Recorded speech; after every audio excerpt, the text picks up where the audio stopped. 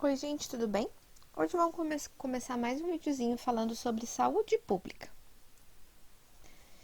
Segundo a Organização Mundial de Saúde, a saúde ela é um estado completo de bem-estar físico, mental e social, e não somente a ausência de doenças ou enfermidades, tá? Então a gente vê que esse conceito de saúde ele é muito amplo, tá? A pessoa ela não está necessariamente saudável se ela somente não tem uma doença ou uma enfermidade, tá? Então, isto é a definição de saúde, tá? Então, é muito importante a nossa convivência, a nossa socialização, tanto quanto não ter uma doença ou uma enfermidade. E é importante também que as pessoas elas cuidem do bem-estar dela para elas serem mais saudáveis, fazer atividades físicas, fazer coisas que gostam de fazer, ter uma boa noite de sono, tá? Estar bem mentalmente, sem preocupações, sem ansiedades, tá? Sem depressões. Então a gente tem que estar bem em todos os nossos estados, tá? Físico, mental e social. Mas também ela deve receber apoio do governo de onde vive. Então a gente tem que ter um apoio de saúde pública onde a gente mora, tá? E como a gente viu, o Brasil, a saúde é um direito de todos, tá? E ela é garantida por lei. E assim, então, a gente pode definir a nossa saúde pública como a saúde que é assegurada por meio de políticas públicas de saúde, tá? Essas políticas públicas, elas são um conjunto de medidas, ações e decisões que visam promover a saúde da população de diversas maneiras, tá? Vamos ver alguns exemplos. Garantia de saneamento básico para toda a população, para testar condições mínimas de qualidade de vida e evitar, entre outros fatores, a propagação de doenças. Fornecimento de hospitais públicos para prevenção e o tratamento de doenças, assim como assistência a gestantes por meio do Sistema Único de Saúde, que é o nosso SUS. Promoção de campanhas de prevenção de doenças e de vacinação, a fim de diminuir o número de pessoas que ficam doentes, tá? Então, esses são alguns exemplos das políticas públicas de saúde que têm que ser garantidas por lei pelos nossos governos. A primeira delas que a gente vai falar um pouquinho é o saneamento básico.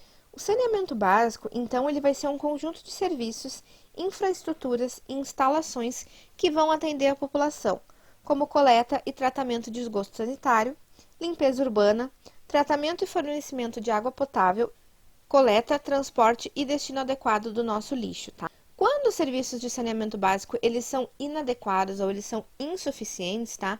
A gente tem uma contaminação da água utilizada pela população, a gente pode ter acúmulo de lixo em locais inadequados e entre outros problemas que vão favorecer a ocorrência de doenças contagiosas. Essa situação ela é agravada em países em desenvolvimento, ou seja, gente, o que quer dizer isso?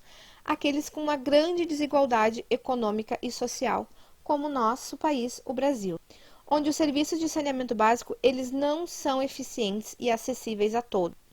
No Brasil, segundo os dados do Sistema Nacional de Informação sobre o Saneamento, cerca de 83% da população brasileira conta com abastecimento de água potável e 50% tem coleta de esgoto.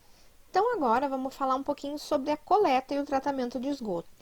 O serviço de coleta e tratamento de esgoto, ele é essencial para a manutenção de bons índices de saúde populacional, tá? Porque aí a gente assegura que a gente não vai ter tanta ocorrência de doenças contagiosas.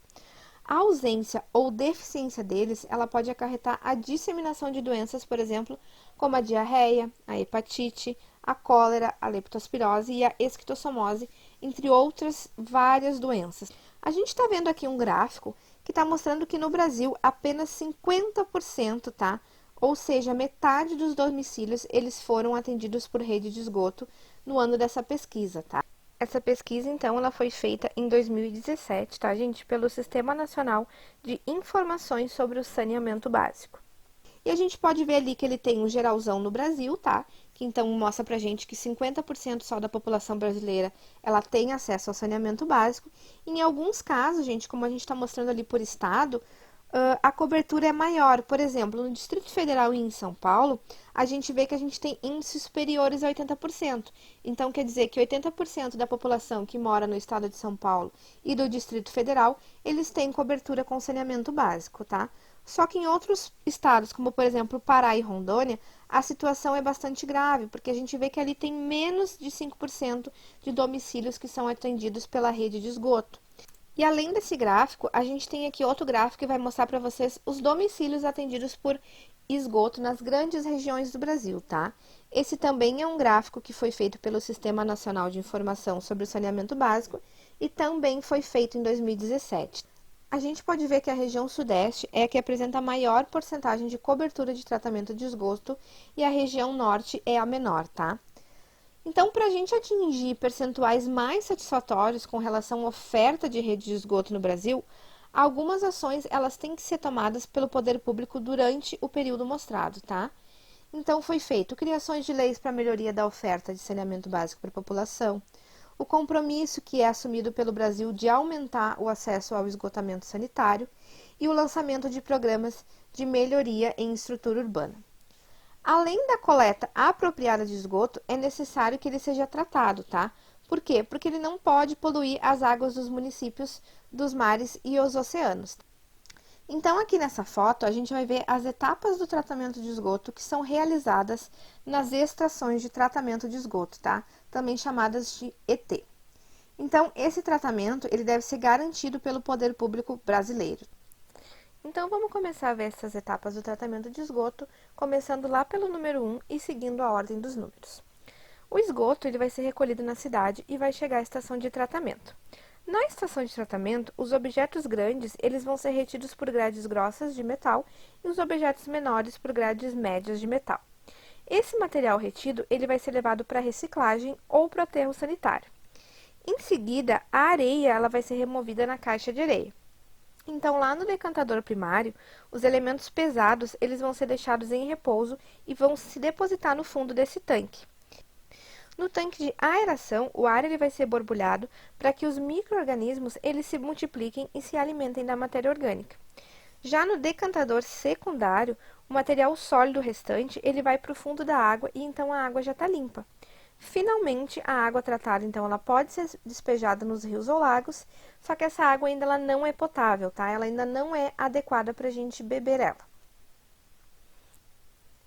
Vamos falar, então, um pouquinho sobre o tratamento e o fornecimento dessa água potável. Então, um aspecto muito importante do saneamento básico de uma região é o abastecimento de água potável para a população, tá?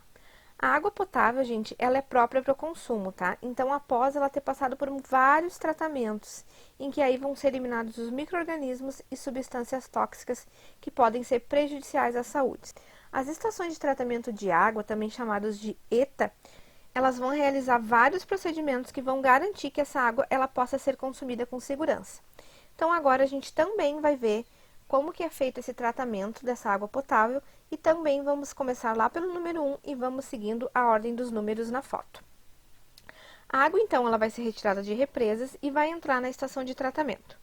No primeiro tanque, ela vai passar por 3 processos. A pré-cloração, em que a gente vai adicionar cloro para facilitar a retirada de matéria orgânica. A pré-alcalinização, que a gente vai adicionar cal para ajustar o pH dessa água, e a coagulação, em que a gente vai adicionar um composto que vai começar a agregar essas partículas de sujeira. Depois, essa água ela vai passar para o tanque de floculação, em que vai receber sulfato de alumínio, que é um composto que aglutina a sujeira, formando flocos que vão poder ser removidos. Esses flocos formados, eles vão se depositar no fundo do tanque por meio de decantação, e a água limpa ela vai poder seguir para a próxima etapa. Nessa etapa, ela vai passar pelo processo de filtração para remover as pequenas partículas de sujeira que ainda não foram captadas lá na floculação. Depois, essa água ela vai ser submetida a um processo de cloração, porque daí o cloro ele vai ser adicionado à água e vai ser capaz de eliminar os micro-organismos. Então, essa água tratada ela vai ser armazenada em reservatórios na estação de tratamento e depois em reservatórios próximos às cidades, onde ela vai ser distribuída. Então, gente, a gente tem várias doenças de veiculação hídrica, tá? A falta ou deficiência de saneamento básico, ela facilita muito a proliferação de muitas doenças, tá? Principalmente aquelas que são de veiculação hídrica. O que quer dizer isso? Elas são ocasionadas pela contaminação da água, tá? Segundo os dados da Organização Mundial de Saúde, 40% das internações hospitalares de crianças menores de 5 anos no mundo, elas são causadas por diarreia aguda, que ela pode ser ocasionada por várias doenças comuns, tá? Só que muitos organismos, como vírus, bactérias, protozoários e seres vivos, popularmente conhecidos como vermes, eles vão estar presentes na água contaminada, mas eles são eliminados quando a água é tratada corretamente, tá? Então, a gente tem vários causadores de doenças que são agravadas pelo saneamento básico inadequado no Brasil, como, por exemplo, a ascaridíase, a leptospirose, a dengue, a cólera, tá? Entre outras doenças que são causadas pela veiculação hídrica. Então, outro aspecto relacionado à saúde pública é a capacidade de atendimento de pessoas em estabelecimentos de saúde. Para o atendimento público no Brasil, então, foi criado o SUS, que é o Sistema Único de Saúde. O SUS, gente, ele vai ter o compromisso de garantir o acesso gratuito à saúde para toda a população do país e vai abranger desde procedimentos simples até cirurgias e outros procedimentos complexos, como transplantes de órgãos. Para a gente entender o desenvolvimento histórico dos serviços de saúde nas grandes regiões brasileiras, a gente tem que avaliar a oferta de leitos em estabelecimentos de saúde públicos por 1.000 habitantes.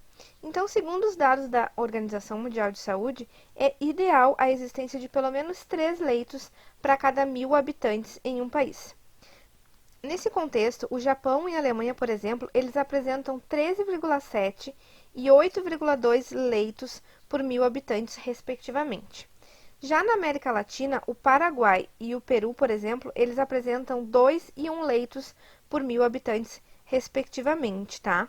E o Brasil, gente, uma pesquisa feita pelo Cadastro Nacional de Estabelecimentos de Saúde em 2019, ele verificou que em 2017 o Brasil apresentava 1,72 números de leitos por 1.000 habitantes em estabelecimentos de saúde, tá? E esse cenário, então, ele vai indicar que deve haver uma preocupação do governo em melhorar o sistema público de saúde no nosso país. E uma das consequências do número reduzido de vagas nos estabelecimentos públicos brasileiros é a superlotação e as condições precárias do nosso atendimento.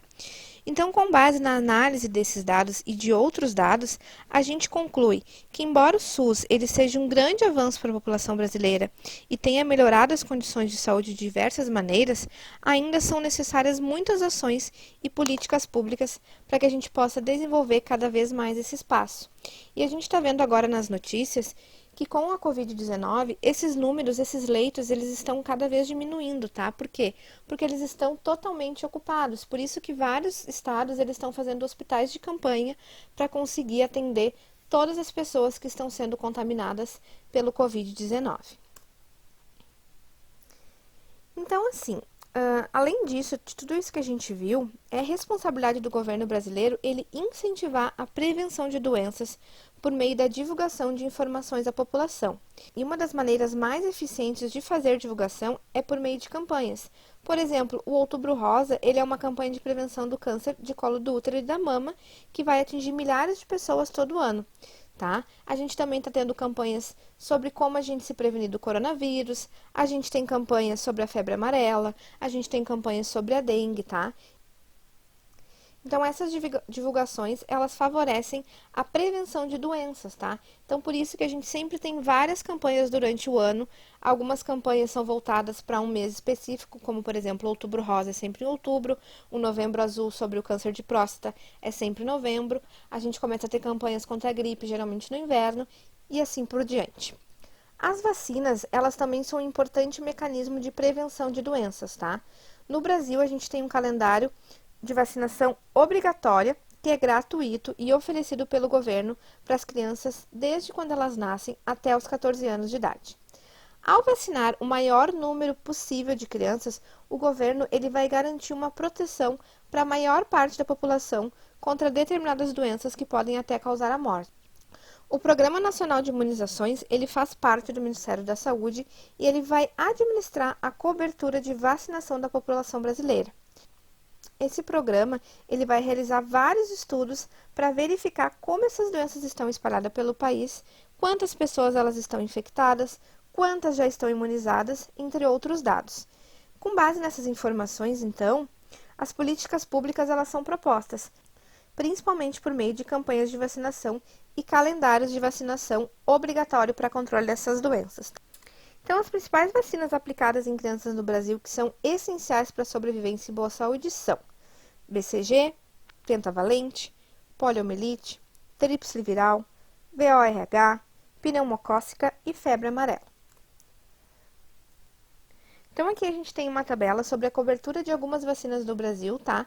Para dados de 2017, de acordo com o Ministério da Saúde. Então, a tabela está mostrando para vocês que a vacina BCG, ela foi a vacina que teve maior cobertura no período analisado, tá? Seguido da vacina contra a hepatite B e a tríplice viral. Já a cobertura vacinal contra a poliomielite e a febre amarela, elas vão apresentar menores porcentagens de cobertura. Então, o governo, quando ele observa dados como esse, ele pode estabelecer estratégias para aumentar essa cobertura e melhorar a imunização da população brasileira, tá? Então, o que a gente estudou ao longo desse vídeo? Que a saúde pública é aquela assegurada por meio de políticas de saúde. A saúde pública, ela pode ser medida e avaliada por meio de indicadores, como, por exemplo, o índice de mortalidade infantil e a cobertura vacinal. A gente viu também que o saneamento básico, ele é um conjunto de serviços que vão atender a população, como a coleta e transporte de esgoto, tratamento e fornecimento da água potável, limpeza urbana e a coleta, transporte e destino adequado do lixo. O Sistema Único de Saúde, ele é responsável pelo acesso gratuito à saúde para a população brasileira, tá? E as campanhas de prevenção de doenças e de vacinação, elas também são importantes políticas públicas de saúde. Então, gente, a gente hoje falou um pouco sobre saúde pública. Eu espero que vocês tenham entendido e espero que vocês tenham gostado. Beijinhos e fiquem com Deus!